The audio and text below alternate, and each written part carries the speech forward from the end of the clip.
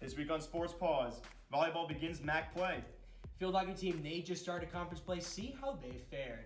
Also, we have Keith Savage sitting down with field hockey head coach Nina Klein, a Q30 exclusive. All that and more coming up next right now on Sports Paws.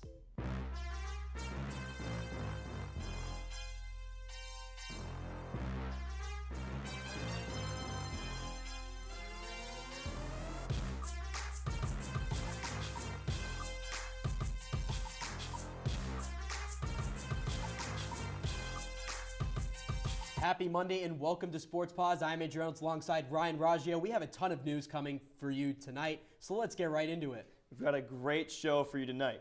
Starting off on the volleyball court, one of the Bobcats' new faces took home 2 awards this week. First-year outside hitter Leilani Kai Justa took home both the MAAC Rookie of the Week and Player of the Week awards after another dominant showing on the Bobcats' Invitational Tournament trip. Posting a 21-kill game against Gardner-Webb, this is Justa's second straight week taking home Rookie of the Week honors. The Hawaiian native has looked right at home since getting to Hamden, posting double-digit kills totals in 6 games this season, and look to build on that with the start of conference play this past weekend. As the Bobcats' title defense season ramps up, 4 players were named as team captains for 2023. Graduate student Ariana Diaz, seniors Lexi Morse and Chloe Kahanui, and sophomore Damla Ganesh were all named captain for 2023. All 4 players are returning following a MAAC championship season last season. The captains were all over the team stat leaderboards last season. Diaz did it all as she led the team in kills, digs, and aces. Ganesh led the team in assists with 865. Kahanui was second in assists with 216, and Morse was second on the team in blocks with 52. Volleyball began MAAC play against Niagara this past weekend. Let's see how they performed. The Quinnipiac volleyball team began conference play against Niagara on Saturday. Leilani Kai Justa looked to continue her outstanding play and continue that she just did as you see them practicing their spikes. Now jumping into the first set, the Bobcats fell early, but Damla Ganesh has the chemistry to assist Justa with a great kill down the left side. Point Quinnipiac. Later, Damla set up a kill by Alexander Tenin. Right here, Quinnipiac shook off the rust for the point. They'd go on to win the first set. Now let's jump on into the second set. And it came down to the wire. As you see here, Paisley Kahanui assisting Cassie Saminoff with a kill to take the lead 23-22. 4 points later, 1 block right here, but Herb Brooks says again! And right here with the kill for the point to get the win in that second set. That's a huge win for that set. Huge set. But here, let's jump into the third set, a tightly contested one. Right here, as you see, they're moving the ball, but it doesn't matter how you move the ball when Bailey Brashear's out there cooking up the block. Fire me up, Bailey. Come on now. Later in the set, here's Damla. She's playing some head games. It looks like she's going for that set, but nope, she dumps it for the win. And the Bobcats will take this one 3-0 against Niagara. What a great win. Now, following the win, volleyball beat reporter Gage Kilborn talked about the importance of starting the season at home. About a month ago, the Nebraska volleyball team broke the NCAA record by having over 92,000 in attendance to watch as Nebraska took on Omaha to begin the volleyball season. Well, the home opener for the Bobcats looked very similar as it was a filled-up crowd here at the Burkon Court, all because of what head coach Kyle Robinson said a few days before the home opener. Honestly, I think it's huge. I'd like to give you coach talk and tell you that things like this don't matter, but they do. Maybe not so much to me, but for our student athletes, it means a lot. And that's part of what I was trying to get through to them, you guys yesterday, whoever was there. This is not like pro sports where you love your Patriots or whomever and then you just go home, right? We all live together, we work together, we eat, and I want to say sleep together, right? You know what I'm saying, right? Like, so it means a lot when you see the people you see every day show up and show you some love. Show up and say, hey, we're here for you. Show up and say, hey, I care about what you do. And then we go, oh, cool, because we care about what you do. And let's connect that way. So it's huge. And even for me as a coach, I love the atmosphere. This is what part of coaching. We love the energy. We love the excitement. As much as I coach for like the hardware sometimes, the trophies. The legacy is what it's more about. And if you don't have the people in the gym, who knows about the legacy? The crowd noise also added more motivation for the players, as sophomore captain Damla Ganesh really wanted to defend her home court. I liked it really much actually because when we were down, we just looked at each other and say like, for each other, for this crowd, for our home, like even not dropping a set in this house is important, so just protect the house. Coach Robinson and the rest of the Bobcats hope to have a similar outcome tomorrow as the Bobcats take on Canisius to end off the weekend. Reporting from the Burcon Court, Gage Kilborn, Q30 Sports. Thank you, Gage. After the Bobcats' impressive performance on Saturday, they look to keep up the momentum rolling as Canisius rolled into Hamden. Let's take the highlights. As we start off, the Bobcats volleyball, they take on Canisius in the second half of their home MAAC conference doubleheader. But before we get into the action, newly named captains Ariana Diaz and Damla Ganesh were having fun. Pre-game, hitting the gritty. Look at those fire dance moves from those two. It was also the Ganesha's twins' birthday, so happy belated birthday to them. But let's get this right into this first set. As we look, let's get this party started, where the Turkish twins stepped right up to the plate, set this nicely Lani Kai juice to kill, fooling the blockers early. Now we head to the service line, where it was Alexandra Tenen's time to shine. She hits a clean jump float serve, fooling the receivers once again, and gets the service ace for the Bobcats. They take the first set, 25-17. Now, let's move on to the second set. Might as well call this the Yagmir Ganesh show, where she scores not one, not two, but three service aces in a row. That is huge for the Bobcats. She had 5 of those on the day. Hat trick. Yep, she was not done yet, though. The bond between the twins are too strong as they connect once again. The Bobcats would take this set 25-18. Bobcats, they're looking to close out the match in the third set, and that they did, as it was a Bobcat block party. Alexandra Tenen and Lexi Morse come up with huge two-person block, and this next play, it's not a replay, it is just another block by this dynamic duo at the net. Tenen and Morse played incredible on the set. Look at that double block right there. Bailey Brashear, she wanted to get in on the block party as well, stopping this spike with her towering height. The Bobcats, they dominate all day long. You can see them dancing right here. They won that last set 25-18, and the Bobcats, they sweep this game to end the weekend. They took that game 3-0. Yesterday, twins Damla and Yagmir Ganesh shared their 19th birthday together. Volleyball beat reporter Eli Ellers has more.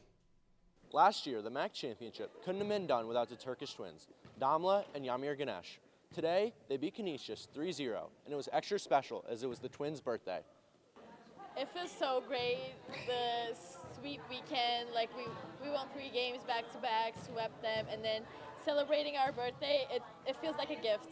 Part of that class that came in last year that helped change the face and the recognition of our program.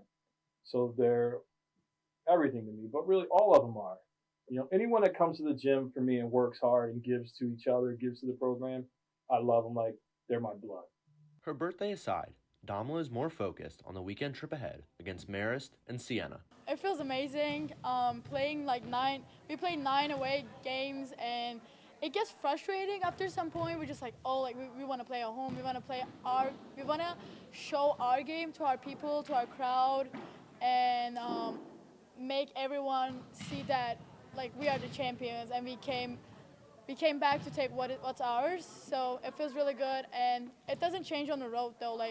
Next week we're gonna do our best. It feels good, but it doesn't matter if it's at home or not. The Bobcats will now head on a road trip to face Marist and Siena. Reporting from Burcon Court, I'm Eli Ehlers for Q30 Sports. The field hockey team started Big East Conference play last week, but before conference play began, one Bobcat received conference honors. Stella Titmeyer was recognized on the Big East Weekly Honor Roll on Tuesday. Titmeyer garners the recognition after scoring 2 goals to lead the Bobcats past Dartmouth on September 8th. So far this season, the graduate student has 11 points on the season with 3 goals and 5 assists. Last year as a senior, she earned all Big East first team honors as well as Big East midfielder of the year, while also leading the team with a career high total of 8 goals, 8 assists, and 24 points. And after a rain delay on Sunday postponed this game, the Bobcats finally took on the Bryant Bulldogs in their last non-conference game on Wednesday. Let's take that highlight. The Quinnipiac field hockey team looks to get their second win of the season against the Bryant Bulldogs. Quinnipiac is hunting for their first home win of the season as well. And as I said earlier, this game was supposed to happen on Sunday, but got moved to Wednesday because of a weather rain postponement. So let's get right into this first half.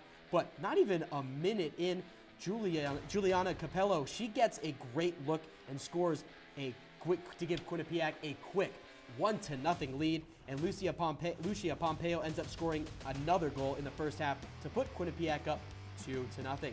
But Bryant, going into that second half, Bryant, they do not think this game is over just yet. They're going to keep pushing. Sophomore midfielder Natalie Griffin is in the right place at the right time for this deflection as she keeps the Bulldogs in this game. Quinnipiac still leads 2-1.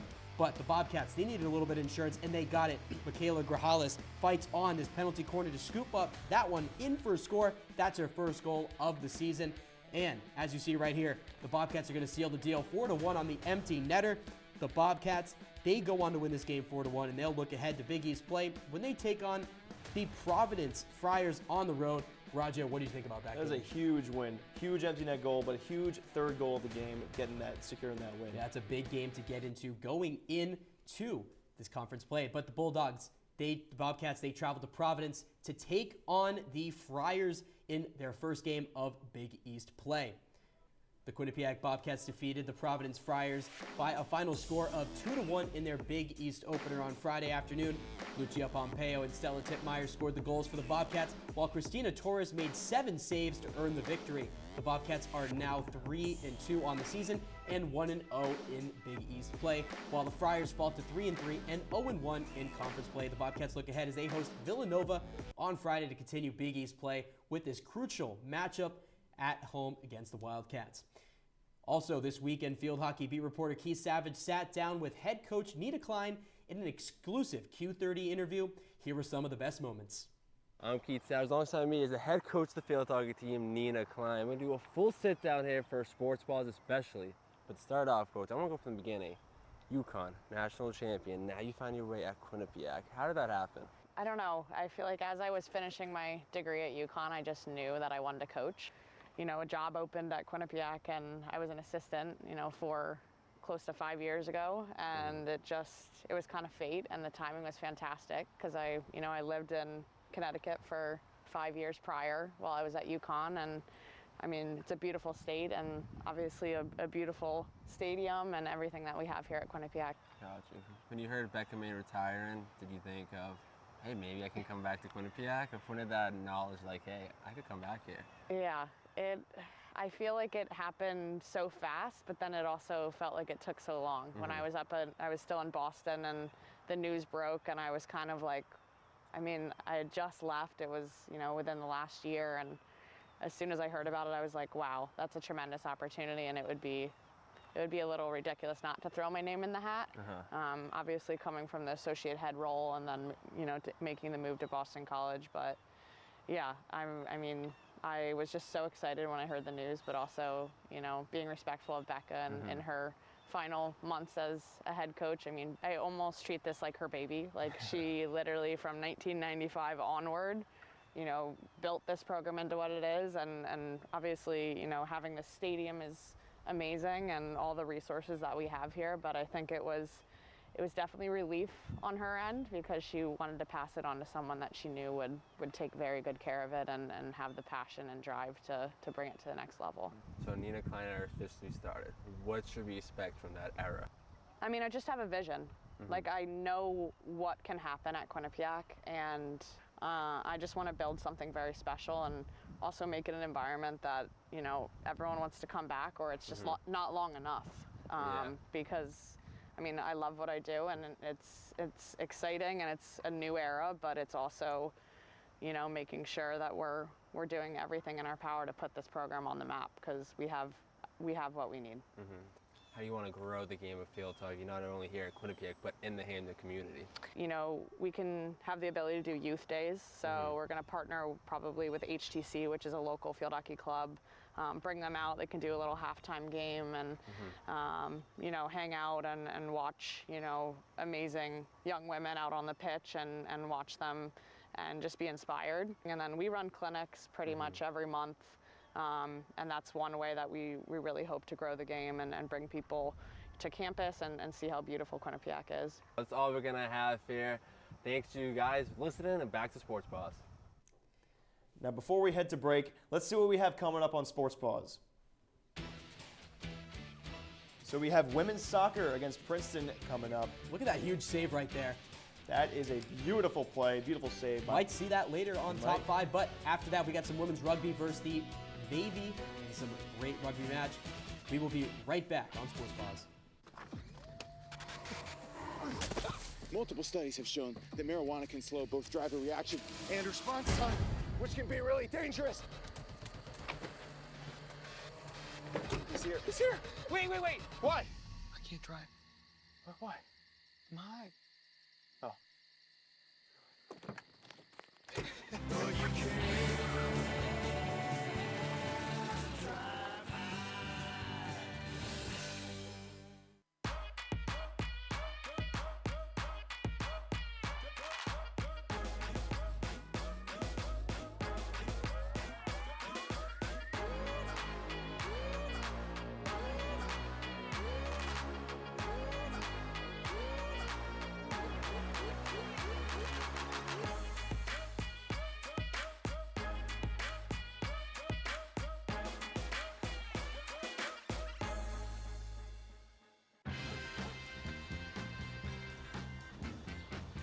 When we adopt a shelter pet, we discover they're a unique mix of all kinds of things. Come on, Jules, spot on this last one.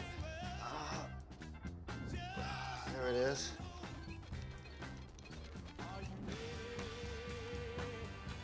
Keep going with it. Leo.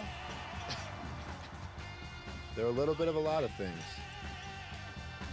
but they're all pure love. I know what you're thinking.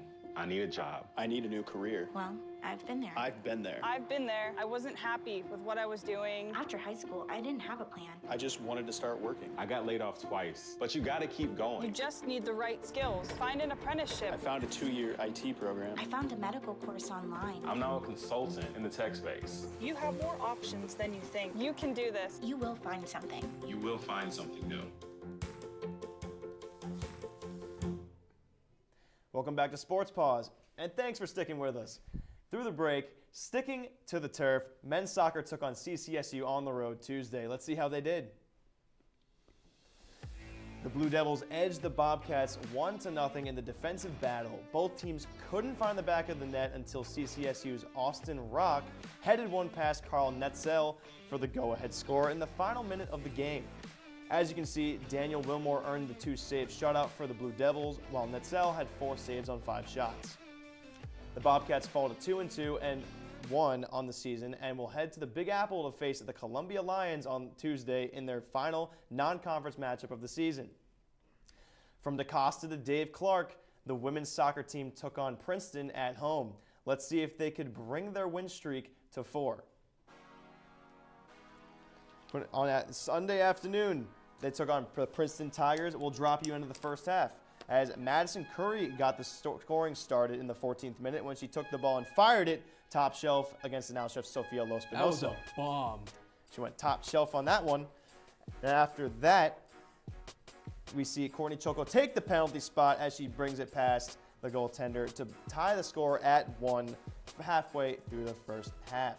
But now the ball falls to Drew Coomans. She played the ball essentially through everyone, and she found an open Heather McNabb, who puts it in the back of the netting, giving the Tigers a 2-1 lead. How did that ball get through? No idea. That is insane.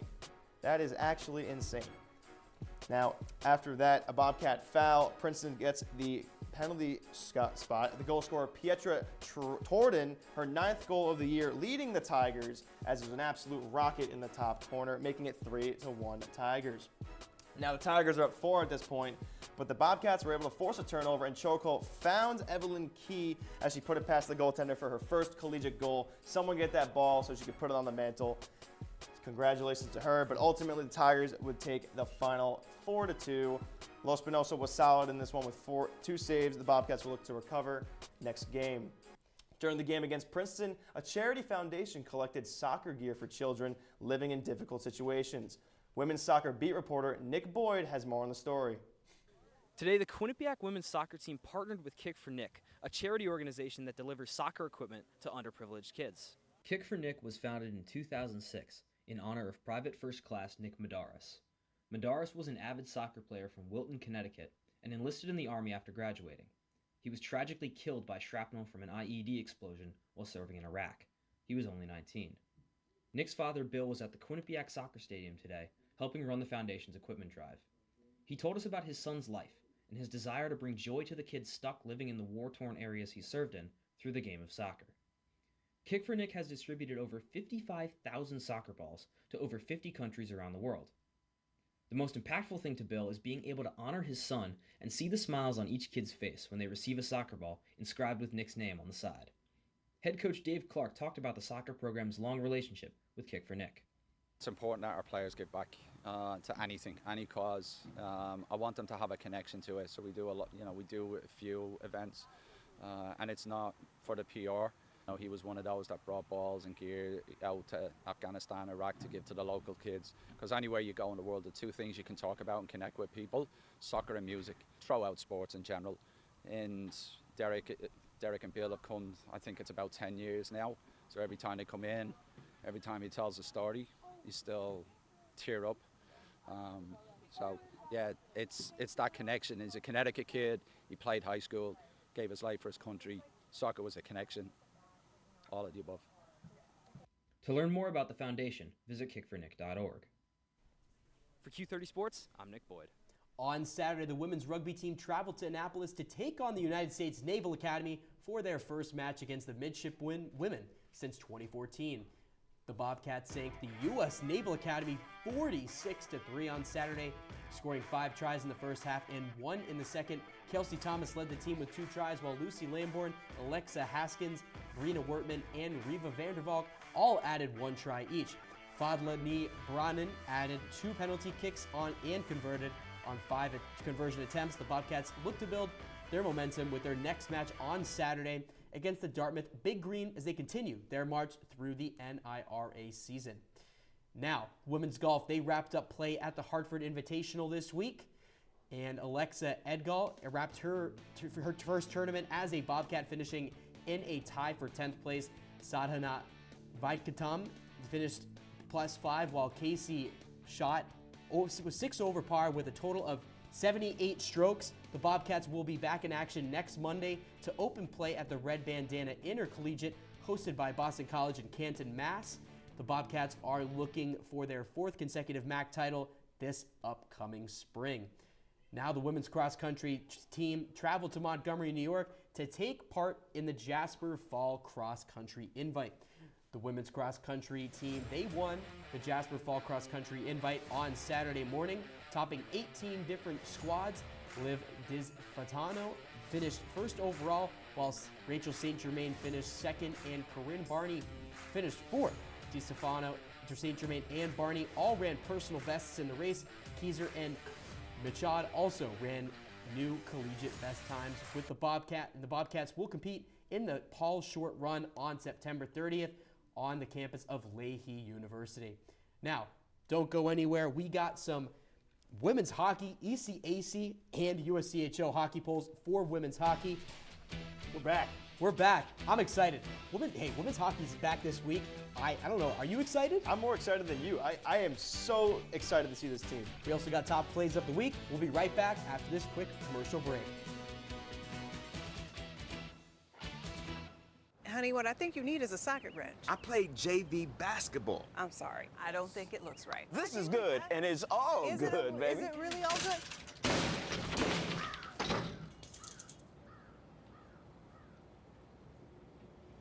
If you love me enough to routinely test your handyman skills, not to mention the strength of your marriage, then of course you'll visit nhtsa.gov/therightseat to make sure I'm in the right car seat. I'm gonna call my dad. Meet the scan, a simple procedure whose mission is to detect lung cancer early.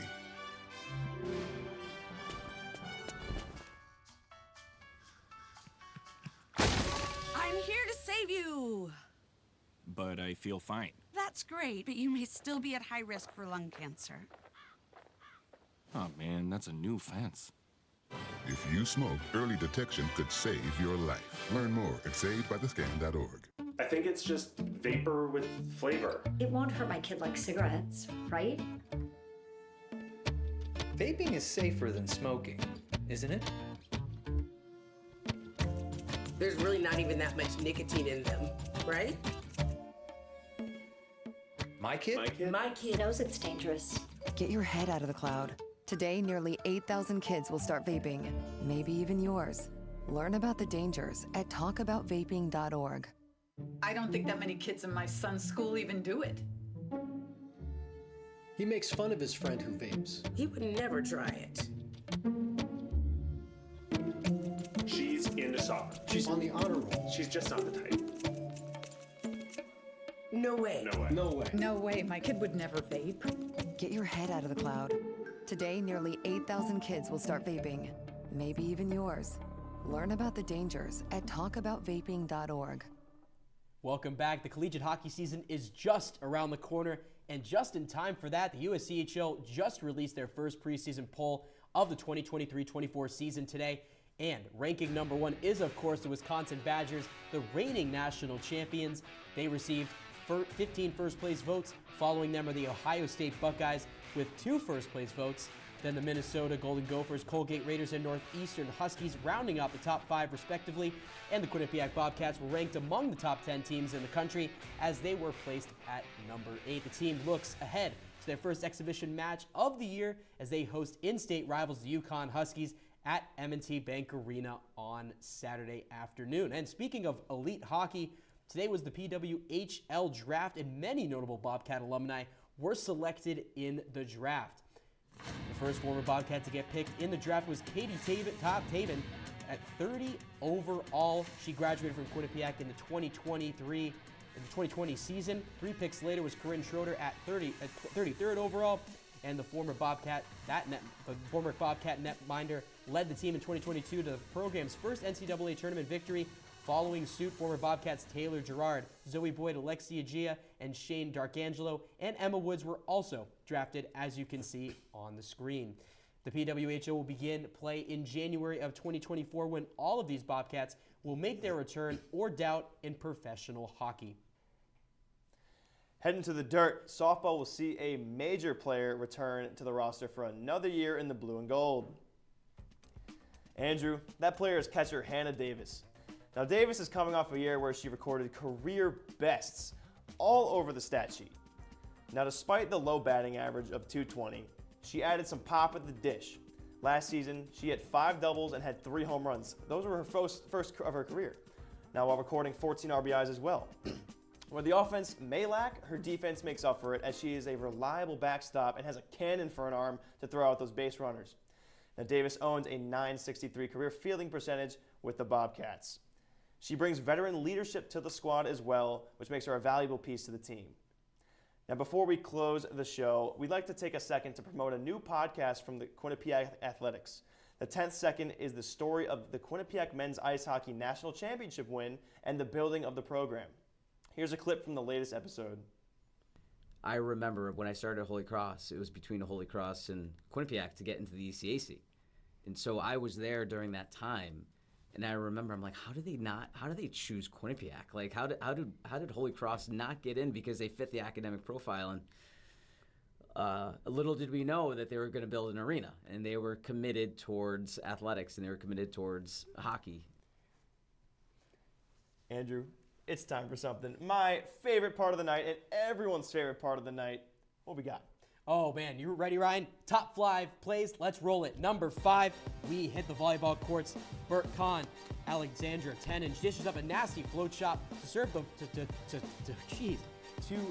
fool the That's right. Let's go to There 4 as we got Choco to dish a pass to Evelyn Key. Her first as a Bobcat, first of her career. Congratulations. Get that ball on the mantle. Here we go. Play number 3, a stellar play from Stella Titmeyer as she makes quick work of the defenders and fires a rocket on net for the goal. The Bobcats take this one in Providence 2-1. Come on, play 2. Dama's playing head games with them. She's faking this set, as you can see right here. Fakes it, but she gets the dump. Bobcats take it 3-0. Come on now, what can beat that? Hey, we got look at that replay right there. Exactly, That's a she's great playing play. head games. That's a She great fooled play me. right there. Hey, number 1.